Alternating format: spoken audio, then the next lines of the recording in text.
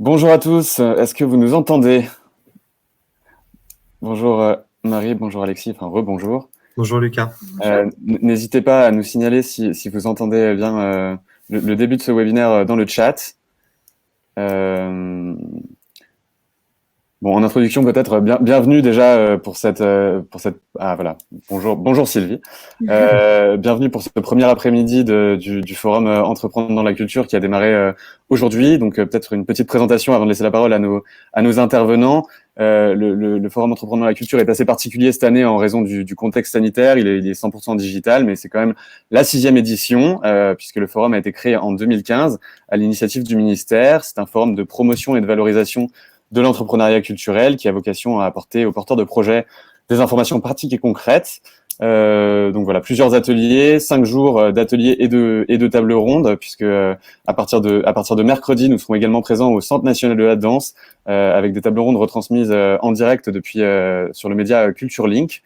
Donc voilà, pour celles et ceux qui n'avaient pas assisté ce matin aux interventions d'Alexis et de Marie, ils sont tous les deux comptables pour le cabinet GMBA et aujourd'hui, cet après-midi, nous allons pouvoir approcher la problématique du financement de l'innovation à travers plusieurs mécanismes de financement qu'ils vont nous présenter. Voilà, je vous laisse la parole.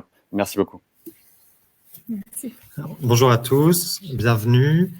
Donc moi, je suis Alexis Legras, je suis expert comptable et je suis accompagné de Marie Toyer. On se présentera en détail dans quelques minutes et on a le plaisir de vous présenter un atelier sur le financement de l'innovation à travers le statut de jeune entreprise innovante, le crédit d'impôt recherche et le crédit d'impôt innovation. On a souhaité ajouter à ces deux crédits d'impôt aussi les crédits d'impôt culturels parce qu'en tant que jeune entrepreneur dans la culture, ces crédits d'impôt culturels sont aussi une source de financement.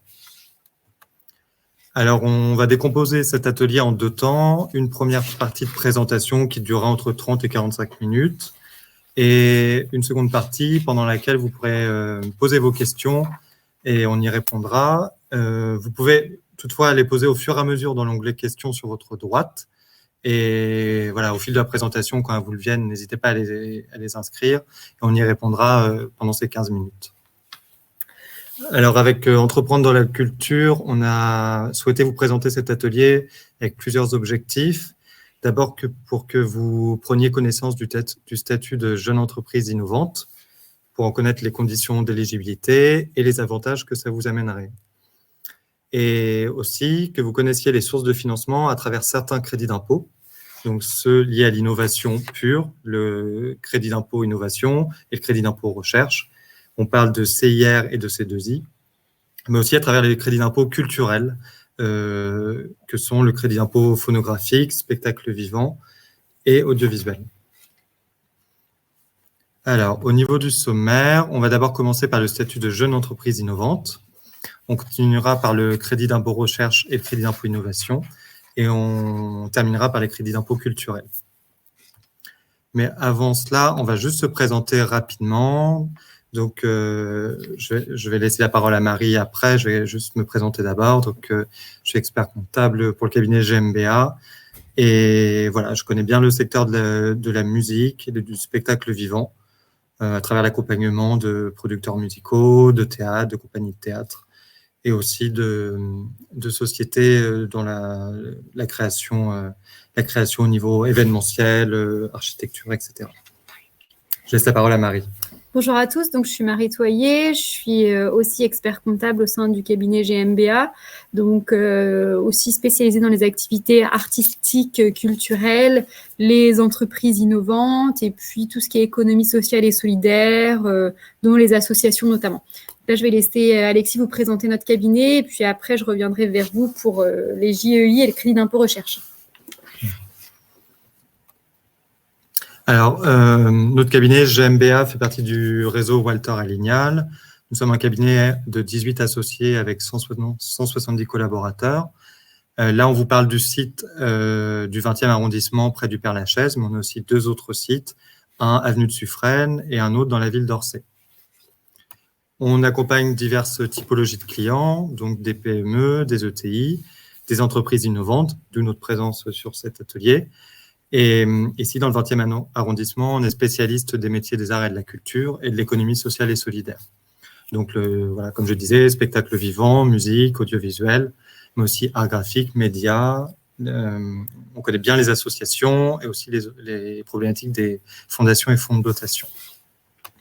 On a divers métiers au sein du cabinet, donc l'expertise comptable, l'audit, les RH et le juridique, bien sûr, mais aussi le conseil, les problématiques SI et aussi les questions internationales. Donc, pour le statut de JEI et les crédits d'impôt liés à l'innovation, je vais laisser la parole à Marie et je la reprendrai concernant les crédits d'impôt culturels. Alors, sur le statut de jeune entreprise innovante, et d'ailleurs, pareil pour le crédit d'impôt recherche, ce que je peux dire en préambule, c'est que ce sont des sujets qui sont complexes. Donc, il faut les manier avec précaution parce que il y a beaucoup de changements, il y a une mouvance, des mises à jour régulières des textes. Donc, il faut être assez vigilant. L'idée là, c'est de vous présenter les principaux critères d'éligibilité, les principaux calculs. Et puis après, en fait, si vous avez un doute, si vous pensez que vous pouvez être éligible, là, rapprochez-vous d'un conseil, donc d'un expert comptable ou autre, mais d'un expert comptable sûrement, pour pouvoir sécuriser un petit peu le process, parce que c'est vraiment des sujets qui sont assez compliqués. Alors, on va commencer par le statut de JEI. Donc, tout d'abord, les critères d'éligibilité. Après, on verra qu'est-ce que ça apporte le statut de JEI, des exonérations essentiellement, et puis on verra comment sécuriser le process auprès de l'administration fiscale. Alors, au niveau des critères d'éligibilité, ce qu'il faut retenir, c'est que pour être JEI, il faut être déjà une PME. Donc, c'est-à-dire avoir un effectif inférieur à 250 salariés, un chiffre d'affaires inférieur à 50 millions d'euros et un total bilan inférieur à 43 millions d'euros. Donc ça, les critères sont assez élevés, donc c'est pas souvent ce critère-là qui bloque. On a d'autres critères, donc comme l'âge de l'entreprise. Jeune entreprise innovante, il faut être jeune. Donc jeune, ça veut dire âgé de moins de 8 ans, avoir été créé depuis moins de 8 ans. Au niveau de la détention du capital social, il faut être détenu à 50% par des personnes physiques. Sur le caractère nouveau de l'activité, en fait, quand on a créé la structure, il ne faut pas que ce soit suite à des opérations de restructuration sur le capital, donc de concentration, restructuration. Et puis, évidemment, il faut faire des activités de recherche. Donc, au moins 15% des dépenses doivent être des dépenses de recherche. Alors, ce critère-là est aussi assez difficile, selon la définition des dépenses de recherche qu'on va revoir plus tard. Donc, c'est pour ça que l'accompagnement est souvent indispensable. Alors, on a mis un petit exemple pour apprécier les 8 ans, parce que ce n'est pas forcément simple au vu des dates de clôture. Donc, par exemple, si vous avez une société qui a été créée le 1er juillet 2019, au 31 décembre 2019, elle a à peu près 6 mois. Donc là, on peut prétendre au statut de JEI. Après, on continue dans le temps. Au 31 décembre 2026, elle aura 7 ans et demi. Donc là, on peut toujours prétendre au statut de JEI. Par contre, au 31 décembre 2027, elle aura 8 ans et demi. Donc là, on ne peut plus prétendre au statut de JEI. Donc, bien faire attention à l'âge de l'entreprise en fonction de la date de clôture. Après, on a mis un exemple sur le 31 mai, mais ça fonctionne exactement de la même manière. Alors, qu'est-ce que le statut de JEI apporte ? Alors, ça apporte des exonérations fiscales. Déjà, une exonération d'impôt sur les sociétés, donc à 100% sur la première année et à 50% sur la seconde année. Alors là, ça s'applique pas forcément à toutes les entreprises parce que quand on est une start-up, on peut avoir au départ un peu de chiffre d'affaires, en fait, beaucoup de charges et peu de chiffre d'affaires, ce qui vous donne un résultat qui est négatif et pas imposable.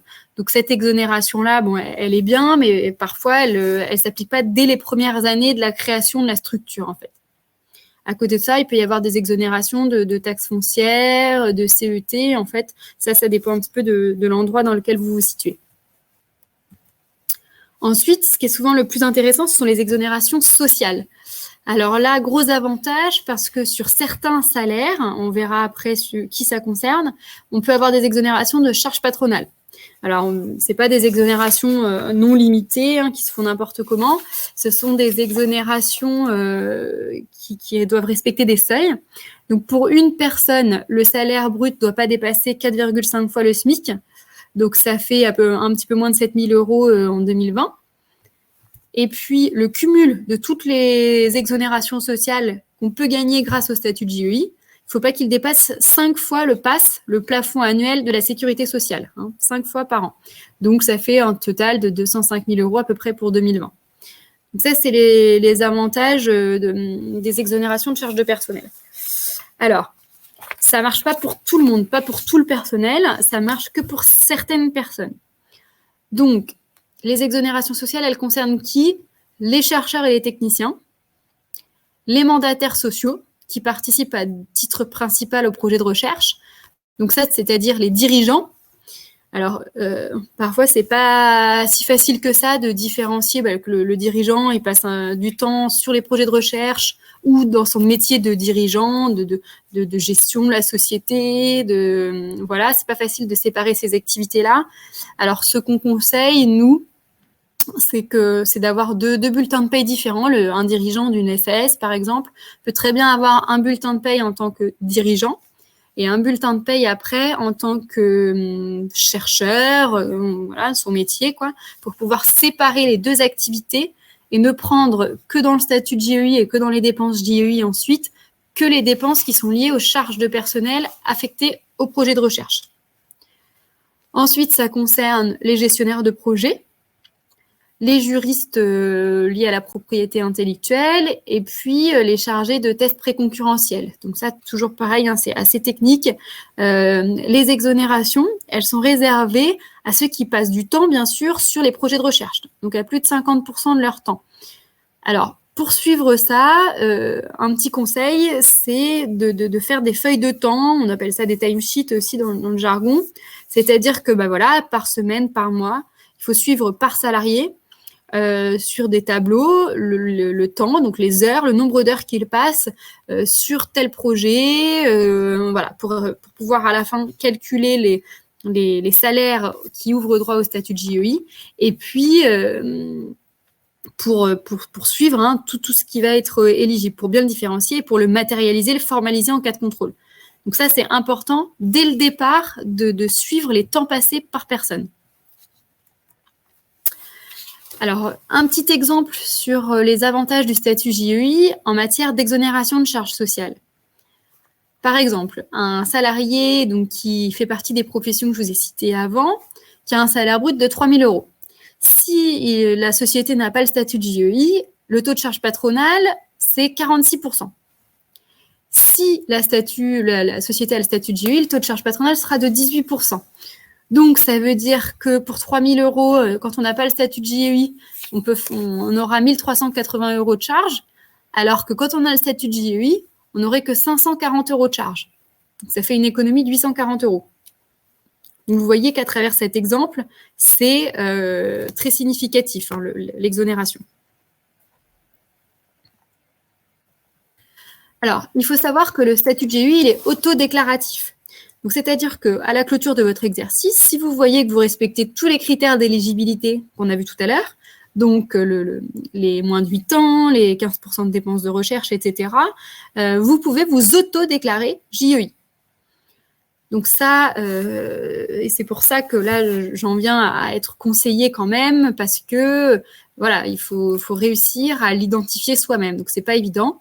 Donc, et déjà, une fois que vous avez un petit doute, que vous pensez que vous y avez le droit, voilà, on peut vous aider. Et après, vous pouvez faire un rescrit auprès de l'administration fiscale. Donc, c'est une question, en gros, que vous posez à l'administration fiscale en disant, est-ce que, voilà, je vous expose ma situation, est-ce que j'ai le droit? Et l'administration fiscale vous répond et s'engage sur la réponse.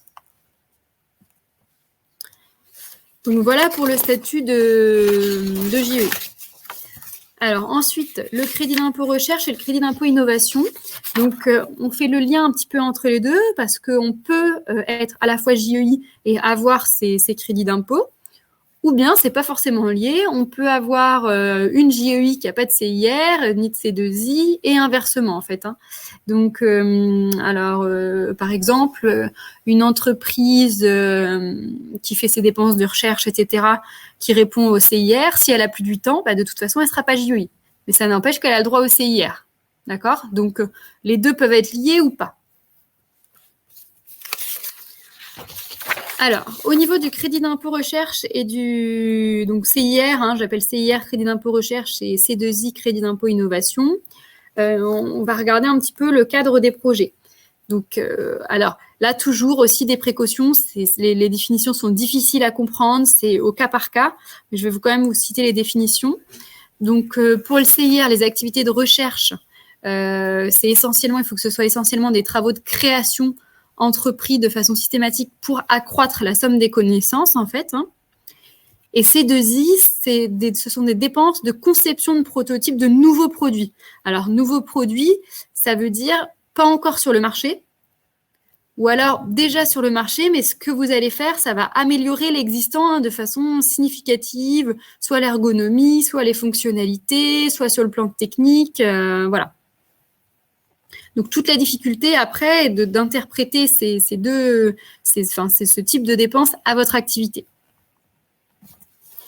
Pareil que pour le JEI, vous avez un rescrit CIR, donc c'est-à-dire la question que vous pouvez poser à l'administration fiscale pour sécuriser votre process et leur demander si oui ou non vous êtes effectivement éligible à ce statut. Alors, pour bénéficier du CIR et du C2I, quels sont les critères d'éligibilité? Comment ça fonctionne? Pour ces crédits d'impôt, il faut être soumis à l'impôt sur le revenu ou à l'impôt sur les sociétés et être placé dans le régime du bénéfice réel. En plus, pour bénéficier du C2I, on doit être une PME, c'est-à-dire un chiffre d'affaires inférieur à 50 millions, un total bilan de 43 millions, un effectif inférieur à 250 salariés. Pour les calculs des crédits d'impôt. Donc, le crédit d'impôt, en fait, c'est une base de dépenses fois un pourcentage. Ça donne le montant du crédit d'impôt. Donc, le pourcentage, c'est 30% pour le CIR et 20% pour le C2I avec un maximum de 400 000 euros par an. Les calculs se font sur la base de l'année civile. Alors ensuite, une fois qu'on a vu ce pourcentage, on va voir la base d'imposition, la base de calcul du crédit d'impôt. Quelles sont les dépenses éligibles? Alors là, pareil, c'est assez technique, ça change régulièrement. Donc, je vous donne des petites clés. Et puis après, effectivement, il faut voir au cas par cas comment ça s'applique et comment on le calcule dans vos sociétés si vous y avez le droit. Donc, pour les dépenses de personnel, il faut effectivement prendre, comme je vous le disais tout à l'heure, des personnes qui travaillent effectivement sur le projet de recherche et développement. Donc là, je rappelle bien l'importance des feuilles de temps pour prouver que la personne travaille bien sur le projet. Il y a des petites particularités. Si vous avez un salarié qui est jeune docteur, on prend ses dépenses de salaire et on les multiplie par 2. Ensuite, si vous utilisez du matériel pour vos projets de recherche, vous allez pouvoir prendre les dotations aux amortissements sur du matériel qui est affecté à ces dépenses de recherche et développement. Ce ne sera pas pour tout le matériel de toutes vos structures, uniquement les dépenses qui sont affectées à vos projets de recherche. On prend des dépenses de fonctionnement. Donc là, pareil, en fonction d'un pourcentage avec un forfait. Pour les dépenses de C2I, ça marche un petit peu de la même manière. Alors, sur le C2I, on prend les dépenses de personnel aussi sur la rémunération brute des salariés qui travaillent sur les opérations de conception de prototypes. Et il n'y a pas d'exigence en termes de qualification professionnelle, en termes de diplôme, en fait. Et puis, pareil pour les dotations aux amortissements, on ne prend que les amortissements qui sont liés à du matériel qui est affecté au projet, aux dépenses de recherche. Et puis, on prend les dépenses de fonctionnement. Donc, c'est 43% des dépenses de personnel, plus 75% des dépenses de dotation. On verra un petit exemple après pour que ce soit plus clair. On prend aussi donc les dépenses de sous-traitance, les dépenses sous-traitance à des organismes privés, publics, les dépenses de veille technologique, uniquement dans le CIR, pas dans le C2I. Alors là, un exemple pour que ce soit un petit peu plus parlant. Par exemple, si on devait calculer un CIR pour une entreprise, bon, bah, la masse salariale d'un jeune docteur, si c'est 25, je vous ai dit qu'on le prenait multiplié par 2. Donc, cette base-là, elle fera 50. Pour la masse salariale d'un président de la société, si sa masse salariale représente 70 K euros, eh ben, on va prendre, admettons, on va prendre 50 K euros sur la base de ses temps passés. On ne prend pas 100% parce que forcément, le président passe du temps sur des activités de gestion, donc pas 100% de son temps sur des activités de recherche. Mais voilà, on prend 50 KE par exemple. Alors ça, c'est 50 justement pour les définir et pour les calculer, il faut qu'on ait des feuilles de temps parce que sinon, ça sera impossible de savoir combien de temps on passe sur les activités de recherche et développement hors gestion. Ensuite, on prend les dotations aux amortissements. Donc là, admettons qu'on n'a que sur 3 KE de total de dotations aux amortissements, on n'a que 2 KE qui concernent du matériel de recherche et développement, on prend que ça. Et puis après, sur les dépenses de fonctionnement, on va prendre 73 KE. Donc ça, c'est le fameux calcul qui est inscrit en dessous avec les pourcentages. On arrive à un total de dépenses éligibles de 275 K euros, un CIR à 30% là-dessus, donc vous aurez le droit à 83 K euros. Donc ça, si vous êtes imposable, ça sera déduit de vos impôts à payer. Sinon, si vous n'êtes pas imposable, on vous le restituera sur votre compte bancaire. C'est un crédit d'impôt, ce n'est pas une réduction d'impôt, c'est un crédit d'impôt.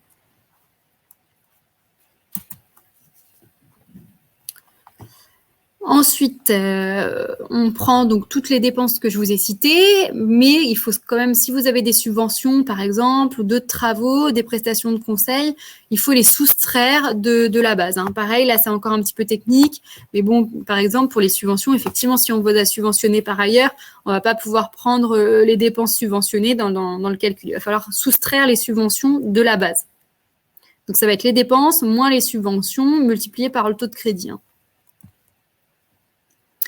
Alors, ce qui est important, et ça, c'est quelque chose qui se fait en interne à vos structures, ce sont tout ce qui est documentation de votre travail, je dirais même en général.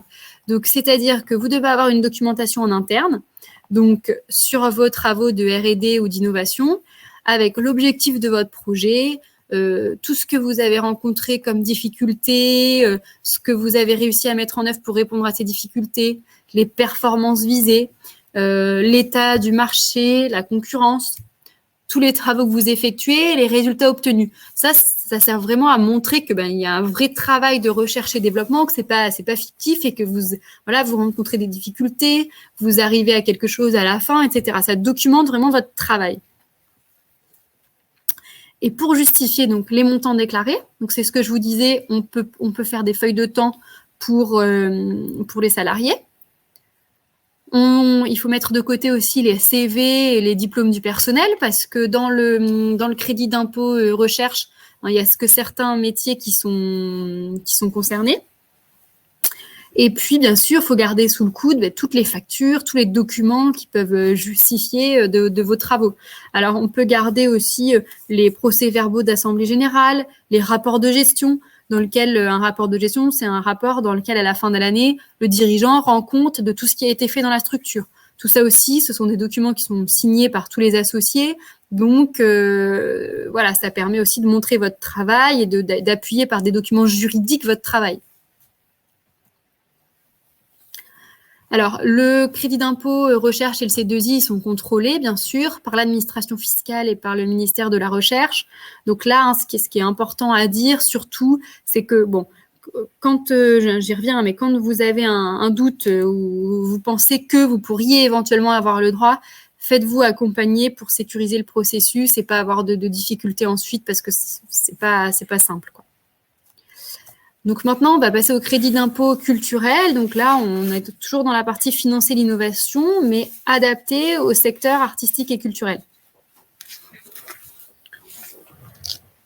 Oui, parce qu'avec Marie, on s'était dit que c'était intéressant de faire le lien entre l'innovation et les culturels au vu du forum Entreprendre dans la culture, parce que nous, on a des exemples au cabinet, de nombreux exemples de sociétés qui cumulent à la fois le côté innovation et aussi qui s'insèrent complètement dans le secteur culturel. Par exemple, un producteur musical qui va créer une application. Dans ce cas-là, comme dans ses sources de financement, dans sa palette de sources de financement, il y a aussi bien les crédits d'impôt liés à l'innovation que les crédits d'impôt culturels. Donc, voilà pourquoi il est intéressant pour vous de les connaître aussi. Alors, il y a 3 principaux crédits d'impôt culturels. Le premier concerne le secteur musical, on l'appelle le crédit d'impôt phonographique. Le second concerne le spectacle vivant, voilà, c'est le crédit d'impôt pour le spectacle vivant et musical. Et le dernier concerne le secteur du cinéma, c'est le crédit d'impôt audiovisuel. Alors, les 3 fonctionnent à peu près de la même façon. Donc, on a préféré faire un focus sur le crédit d'impôt phonographique pour le voir en détail. On reviendra aussi sur celui sur le spectacle vivant et l'audiovisuel de façon plus sommaire, parce que la démarche, les étapes sont les mêmes. Donc, il n'y a pas beaucoup d'intérêt pour vous à ce qu'on revienne dessus en détail. Il faut avoir en tête que pour ces 3 crédits d'impôt, la méthode est la même. Alors, je commence donc par le focus sur le crédit d'impôt phonographique. Pour chacun des crédits d'impôt, je vous ai mis en tête de slide l'article du Code général des impôts dont il provient, qui l'instaure. Je pense que vous pourrez télécharger le PowerPoint. Il y a un icône nuage si vous le souhaitez. Et voilà, si vous voulez plus de détails ou revenir au texte d'origine, n'hésitez pas à vous reporter à l'article 220 octis du Code général des impôts. Alors, le crédit d'impôt phonographique, il est destiné, et ça on le retrouvera aussi sur les 2 autres crédits d'impôt, à favoriser la création des jeunes talents. Voilà, c'est l'idée quand même d'aider les structures émergentes, les artistes émergents.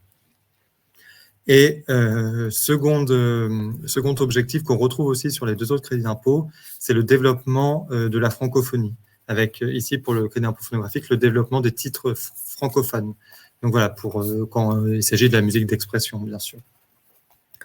Donc vous l'aurez compris, ce crédit d'impôt s'adresse aux producteurs phonographiques de nouveaux talents spécifiquement, et clairement qui chantent principalement en français. Pour savoir si on peut en bénéficier et pour aller jusqu'à son calcul, il y a 4 étapes à respecter. La première est tout d'abord de vérifier son éligibilité, savoir si l'entreprise est éligible et enfin si le projet, donc là dans le cadre du crédit d'impôt phonographique, un album, si l'album est concerné par ce crédit d'impôt. Donc au niveau de l'entreprise, il faut que l'entreprise ait un établissement stable en France, qu'elle soit soumise à l'impôt sur les sociétés, mais principalement, quelle est la qualité d'entreprise de production phonographique. Donc, c'est-à-dire que son objet social doit être la production phonographique. Vous pouvez vérifier ça facilement avec votre cabis, si vous avez déjà une structure, ou être vigilant lorsque vous créerez votre structure à avoir cet objet social, si vous souhaitez bénéficier du crédit d'impôt. Vous pouvez vérifier aussi à travers le code APE, qui doit être le code 5920Z. Voilà, c'est un code qui référence les différentes catégories d'activités. Et il faut que, pour bénéficier de ce crédit d'impôt, il faut avoir ce code-là. Donc ça, c'est au niveau de l'entreprise, pour savoir si déjà la société ou l'association peut bénéficier du crédit d'impôt. Ensuite, au niveau du projet, donc des albums concernés, je l'ai dit tout à l'heure, l'idée, c'est de favoriser les artistes émergents. Donc, il ne faut pas que l'artiste ait dépassé un seuil de 100 000 ventes concernant ses 2 albums précédents. C'est-à-dire les ventes des 2 albums précédents ne doivent pas dépasser le seuil de 100 000 ventes pour que son projet suivant bénéficie du crédit d'impôt phonographique. Il faut que l'album contienne plus de 2 titres. Donc, je parle d'album, mais ça peut être un EP. C'est pas forcément un album avec 15 titres. Mais ça ne peut pas être non plus juste un seul titre qui bénéficie de ce crédit d'impôt. Et enfin, comme je disais, l'idée, c'est de favoriser la création française. Il faut que lorsqu'il y a des paroles, il soit pour moitié au moins d'expression française. Ça, c'est la première étape, vérifier l'éligibilité de la structure et du projet. La deuxième et ça, c'est la même pour chaque crédit d'impôt, c'est de demander un agrément provisoire. C'est-à-dire, on va envoyer à un organisme dédié une demande pour pouvoir bénéficier de ce crédit d'impôt phonographique. Concernant le crédit d'impôt pour bénéficier d'un crédit d'impôt culturel. Et là, concernant le crédit d'impôt phonographique, c'est le ministère de la Culture qui est en charge de l'agrément. Donc, il faut envoyer cette demande au ministère de la Culture avant d'engager les dépenses liées à la création de l'album, si on souhaite qu'elle bénéficie du crédit d'impôt. C'est seulement à partir de l'envoi, donc il y a eu un petit changement récent. Avant, c'était quand on recevait l'acceptation de l'agrément qu'on pouvait commencer à engager les dépenses. Maintenant, c'est dès qu'on a envoyé la demande d'agrément qu'on peut commencer à engager les dépenses et elles seront prises en compte dans l'assiette du crédit d'impôt. Mais voilà, ce crédit d'impôt, vous ne pouvez pas en bénéficier si vous ne faites pas cette demande d'agrément provisoire. La troisième étape est maintenant de calculer le crédit d'impôt.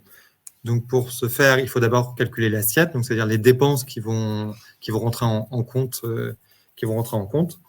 Donc, ce sont les dépenses de production, sont le mastering, les coûts de studio, les cachets versés aux artistes, mais aussi on peut prendre en compte les coûts de développement.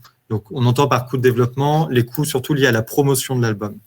Donc, par exemple, les coûts de participation à une émission de télé ou si l'artiste souhaite créer un site web pour promouvoir son album, ça peut rentrer dans l'assiette du crédit d'impôt. Attention, il y a 2 plafonds à respecter. Mais voilà, vous êtes, j'imagine, des jeunes entreprises innovantes, c'est des plafonds assez élevés. Donc, peut-être que vous ne serez pas concernés, mais il faut quand même l'avoir en tête. Pour les dépenses de développement, donc celles liées à la promotion, elles sont limitées à 350 000 €. Et pour les dépenses que vous sous-traitez, c'est-à-dire que votre société ou association ne réalise pas directement, elles sont limitées à 2,3 millions d'euros. Donc, on voit voilà, que ce sont des plafonds assez généreux. Alors, ensuite, une fois qu'on a calculé l'assiette, il faut calculer vraiment en tant que tel le crédit d'impôt. Et concernant le crédit d'impôt phonographique, le taux est de 30%. Donc, on prend l'assiette. C'est le même système que les crédits d'impôt innovation que Marie vous a présenté. On prend l'assiette, on fait fois le taux, donc la fois 30%, et ça nous donne notre crédit d'impôt dont on peut bénéficier. Alors, c'est noté 30% pour les PME au sens du droit de l'Union européenne. Effectivement, si vous êtes une plus grosse structure qu'une PME, le taux est réduit à 15%. Mais les seuils des PME sont déjà très élevés, donc je pense que vous pouvez partir sur cette base de 30%. Le crédit d'impôt est lui-même plafonné à 1 100 000 €. Donc là, on voit que c'est encore un plafond important, mais avec une nuance, c'est qu'il n'est pas plafonné par projet, mais par entreprise. C'est-à-dire, si vous le demandez pour plusieurs albums, plusieurs crédits d'impôt phonographique, il faudra faire le cumul de l'ensemble de ces crédits d'impôt phonographique pour voir si on dépasse ce plafond de 1 100 000 €. Le crédit d'impôt, une fois qu'on l'a, soit si on a de l'impôt impayé, l'impôt sur les sociétés, bien sûr, on l'impute dessus. Ou sinon, il peut être remboursé. Voilà, si par exemple votre société est en déficit, eh bien ce crédit d'impôt n'est pas perdu et il vous sera remboursé. La dernière étape, qui n'est pas des moindres, c'est la demande de l'agrément définitif. Donc là aussi, c'est essentiel, comme l'agrément provisoire. Cet agrément clôt le process du crédit d'impôt phonographique. C'est en quelque sorte la validation comme quoi votre société peut en bénéficier. Donc, il faut monter un dossier. Voilà, là aussi, n'hésitez pas à être accompagné d'un conseil pour le faire. Vous montez ce dossier et vous l'envoyez au ministère de la Culture qui vous donnera ensuite un agrément définitif. Le risque, si vous n'avez pas cet agrément définitif, c'est qu'il faudra restituer le crédit d'impôt phonographique dont vous avez bénéficié. Donc, c'est vraiment essentiel d'obtenir cet agrément définitif. Il y a un délai quand même pour son envoi, donc c'est au maximum 24 mois après la date de la fixation de l'œuvre. Donc là, on est vraiment au niveau production phonographique. Donc quand l'œuvre est fixée, terminée, vous avez 24 mois pour envoyer votre demande d'agrément définitif. Voilà, je vais quand même évoquer les 2 autres crédits d'impôt culturels. Alors, le crédit d'impôt spectacle vivant et musical. Lui, il a pour objet de soutenir la création, l'exploitation et la numérisation de spectacles vivants. Et là aussi, il vise à aider au développement d'artistes en phase de développement, ou émergents. Et il y a le même système d'agrément provisoire, et là aussi, c'est auprès du ministère de la Culture qu'il faut le demander, et pareil pour l'agrément définitif. Donc, les étapes sont les mêmes. Pour les entreprises qui peuvent en bénéficier, ce sont les entreprises qui sont entrepreneurs de spectacles, qui exercent l'activité d'entrepreneur de spectacles vivants, mais aussi qui ont la responsabilité du plateau artistique. Donc ça, c'est important, parce que parfois, cette responsabilité est déléguée à un producteur exécutif ou en cas de co-réalisation ou coproduction. Voilà, pour en bénéficier, il faut avoir la responsabilité du plateau artistique. Et il faut aussi supporter les coûts de création du spectacle. En outre, et ça on le retrouve un peu pour tous les crédits d'impôt, il faut être assujetti à l'impôt sur les sociétés et respecter les obligations légales, fiscales et sociales de votre société. Alors, quels sont les spectacles concernés? Là aussi, du fait de la crise de la Covid et vu l'impact sur le secteur de la culture, le nombre de spectacles qui peut en bénéficier a été élargi. Donc, rentrent en compte maintenant les spectacles de théâtre et sont de retour les spectacles d'humour, donc c'est-à-dire les sketchs, etc. Il figure toujours les concerts et tours de chant et les comédies musicales. Voilà. Avant, il était un peu restreint aux spectacles musicaux. Maintenant, la palette s'est élargie. Ça semble un peu plus cohérent. Dans l'idée que ça bénéficie aux artistes émergents, il ne faut pas que l'artiste, le groupe d'artistes qui participent à ce spectacle ait cumulé plus de 12 000 entrées payantes pendant les 3 années précédant la demande. Donc ça, c'est un critère qui peut être un peu compliqué parfois à vérifier, mais il faut être vigilant sur ce point. Et aussi, dans l'idée de favoriser la création française, vu que ce sont des crédits d'impôt mis en place par les ministères, différents ministères, là, les coûts de création doivent majoritairement être engagés sur le territoire français. C'est-à-dire, si vous créez un spectacle à l'étranger, vous ne pourrez pas bénéficier de ce crédit d'impôt. Alors, quelles sont les dépenses qui rentrent en compte dans l'assiette? Donc, ce sont les frais de création, d'exploitation et de numérisation du spectacle. Donc, clairement, ça peut être les cachets des comédiens, le décor, les frais de captation, s'il y a une captation de ce spectacle. Et attention, là aussi, il y a un plafond qui est de 500 000 € par spectacle. Donc, ce plafond peut être rapidement atteint lors de la création d'un spectacle. Il est un peu plus bas que pour le crédit d'impôt phonographique. Il faut là aussi déduire, si vous avez eu des subventions publiques ou d'autres aides publiques, il faut le déduire, ça vient en moins, ça diminue votre plafond, parce qu'on considère que vous avez été déjà aidé. Et le taux à appliquer à l'assiette est de 30%, et le plafond du crédit d'impôt lui-même est de 750 000 € par entreprise et par exercice. Donc de même, on ne réfléchit pas là sur le projet, mais sur la société. Et une précision importante, dans le cadre de l'ajout du théâtre dans les bénéficiaires de ce crédit d'impôt, il y a une particularité, c'est que ce crédit d'impôt, lorsqu'il est demandé pour une pièce de théâtre, n'est pas remboursable. Il est juste imputable sur l'impôt sur les sociétés dues. Donc, ça peut être un peu discutable sur l'effet bénéfique en temps de crise, mais voilà, faut avoir un résultat bénéficiaire pour pouvoir en bénéficier. Enfin, le crédit impôt audiovisuel. Donc, il a le même fonctionnement que les 2 autres crédits d'impôt, mais lui, ce n'est pas auprès du ministère de la Culture avec lequel vous êtes en lien pour les agréments provisoires et définitifs, mais c'est auprès du Centre national du cinéma, donc du CNC. C'est vraiment un crédit d'impôt institué par l'administration fiscale et le CNC. Donc, il s'adresse aux sociétés, aux producteurs audiovisuels qui bénéficient de l'aide à la production audiovisuelle du CNC. Je passe à la slide suivante. Donc, au niveau, pareil, on réfléchit quels sont les projets éligibles. Ce sont tous les projets qui ont reçu cette aide du CNC. Et de nouveau, attention, il faut qu'ils soient en langue originale française. Il y a aussi quelques conditions liées au coût du projet par minute. Donc, par exemple, si la société crée un film d'animation, il faut que le film d'animation dure au moins 24 minutes et le coût rapporté à la minute soit au minimum de 3 000 € pour pouvoir bénéficier de ce crédit impôt. Les dépenses éligibles, Donc, ce sont les dépenses liées aux charges sociales, enfin, on va dire à la masse salariale des comédiens, des techniciens, du personnel de production, mais aussi toutes les dépenses liées aux industries techniques et aux prestataires de la création. On rajoute à ces dépenses dans l'assiette du crédit d'impôt les rémunérations des artistes de complément et aussi toutes les dépenses strictement liées aux besoins de la production. Donc, ça peut être le transport, la restauration, l'hébergement.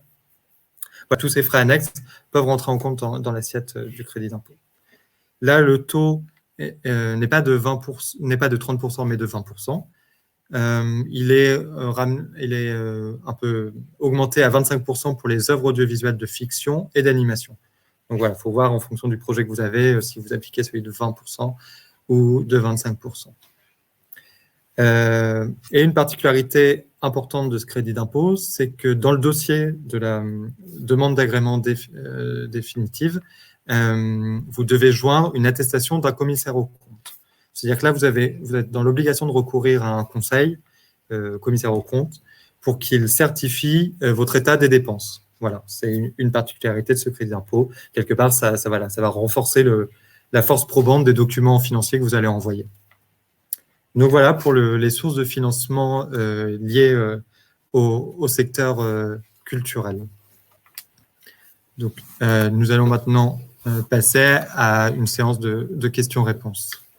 Je pense qu'on va les dérouler dans l'ordre. Ouais, je vais essayer de lever un petit peu mon masque pour essayer que vous m'entendiez bien. C'est pas évident, on essaie de s'adapter aux conditions.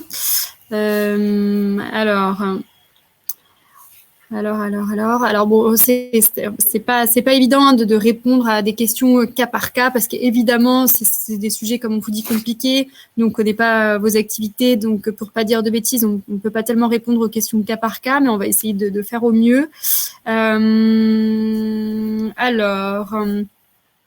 Par exemple, c'est quelqu'un qui est Nérine qui demande une précision sur l'embauche des jeunes docteurs. Alors, l'embauche des jeunes docteurs, en fait, il faut que ça soit le premier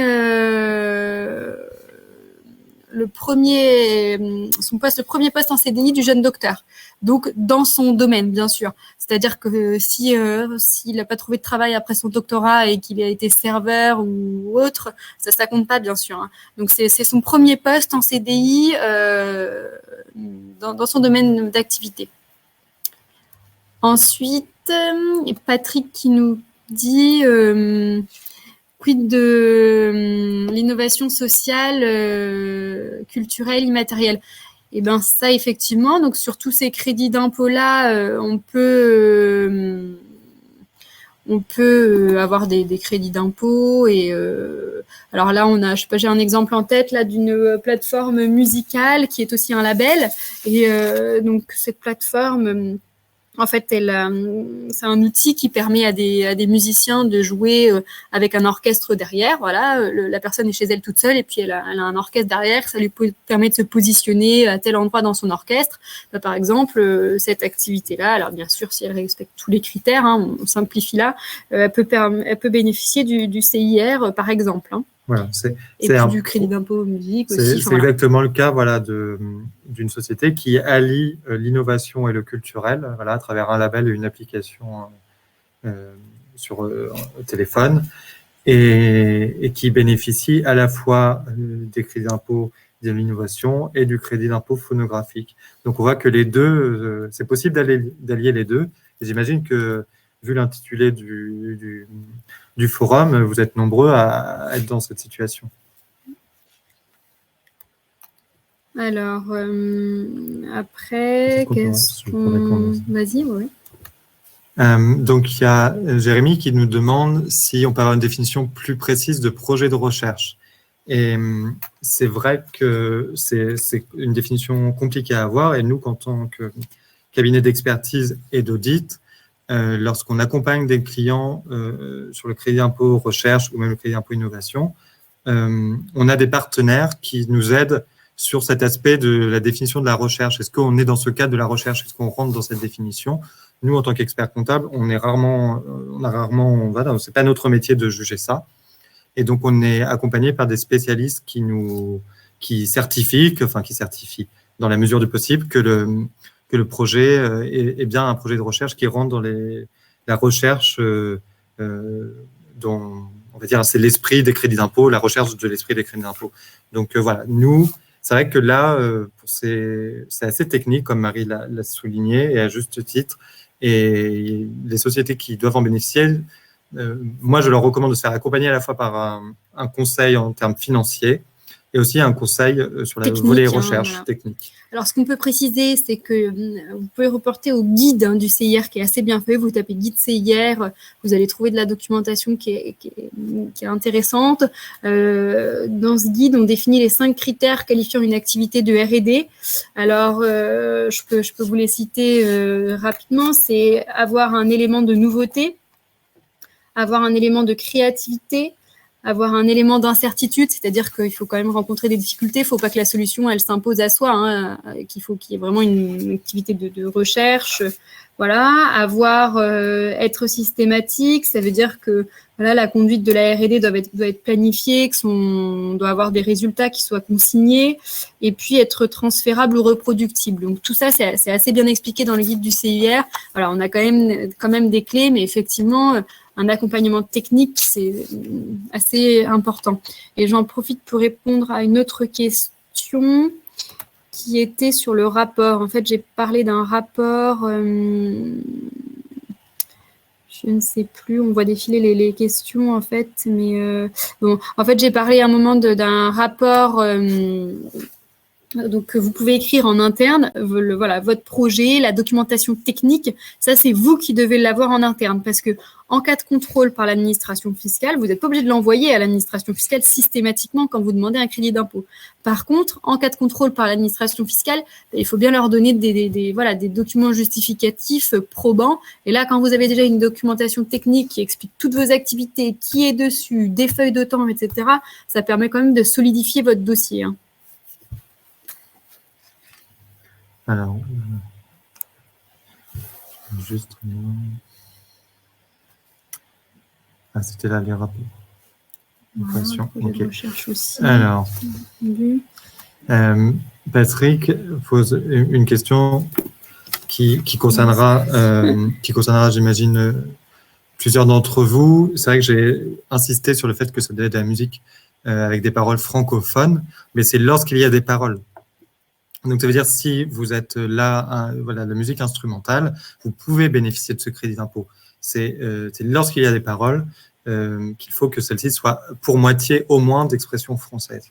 Moi, j'accompagne beaucoup de DJ dans leur musique. Voilà, c'est la musique électronique. Il y a très peu de paroles et on les accompagne pour bénéficier de ce crédit d'impôt. Donc, c'est pas impossible. Il ne faut pas qu'il y ait de l'expression française absolument dans les titres.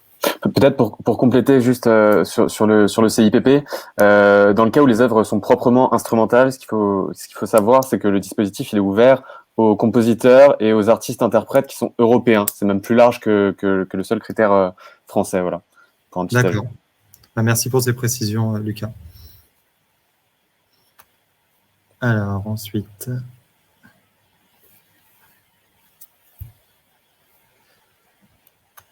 Alors, il y a Sophie qui demande théâtre, c'est vraiment juste théâtre ou cirque, marionnette, etc. C'est une bonne question.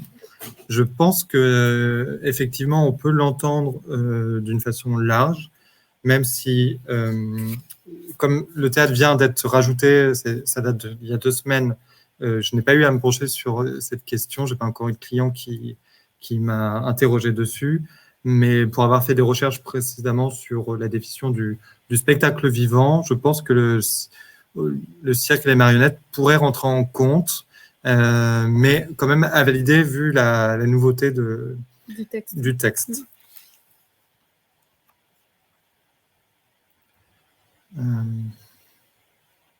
Alors, et Patrick nous demande, quid des performances et de création mixte, art plastique, installation, mise en scène. Eh bien là, quelque part, si vous faites, c'est évidemment possible d'avoir peut-être une création à la frontière de plusieurs disciplines ou voilà, pluridisciplinaire. Et je pense que dans ce cas-là, il vous revient de bien définir, d'essayer de voir dans ce que vous proposez, de repartir des textes des crédits d'impôt et de voir est-ce que mon projet rentre dans dans le cadre du crédit d'impôt ou non, il est possible de cumuler peut-être aussi bien crédit impôt phonographique que crédit impôt spectacle vivant dans le cadre de concerts. Voilà, c'est pas impossible de cumuler les crédits d'impôt. Il faut juste bien repartir à chaque fois de leur définition pour voir, au vu du projet spécifique, si celui-ci répond voilà, aux critères des crédits d'impôt.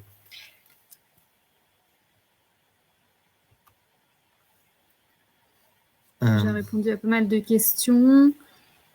Alors, dans le chat, j'ai juste vérifié parce que parfois il y a des questions dans le chat. Est-ce qu'il y en a eu? Oui, non, je n'ai pas l'impression. Pour télécharger le PDF, oui, je ne sais pas si on l'a précisé en début. Hein. Normalement, pour télécharger le PDF de le support, vous avez un petit nuage en principe qui s'affiche en haut de l'écran. Vous pouvez télécharger le PDF directement. Puis après, il y aura un replay qui pourra être communiqué aussi. Hein. Ça, on avait répondu. Bon, voilà, bah, si c'est tout, on peut clôturer si vous le souhaitez et libérer nos intervenants, sauf s'il y a d'autres questions, n'hésitez pas. Non, bah, a priori, non. Merci beaucoup, Alexis. Merci, Marie, pour cette journée, en fait, puisque vous avez participé dès la matinée en ouverture du forum. Donc, merci beaucoup à tous les deux. Pour celles et ceux qui sont intéressés sur les questions de financement, nous aurons également à 17h un atelier sur le mécénat et le financement participatif qui sera animé notamment par Grégoire Harel de ProArty. Voilà, c'était 17h et les inscriptions sont toujours en cours. Donc, merci beaucoup à vous deux et puis à très bientôt, j'espère, à tous. Oui, merci Lucas. Beaucoup. Et merci à Entreprendre la Culture de nous avoir invités pour ces ateliers. Merci. À bientôt. Au revoir.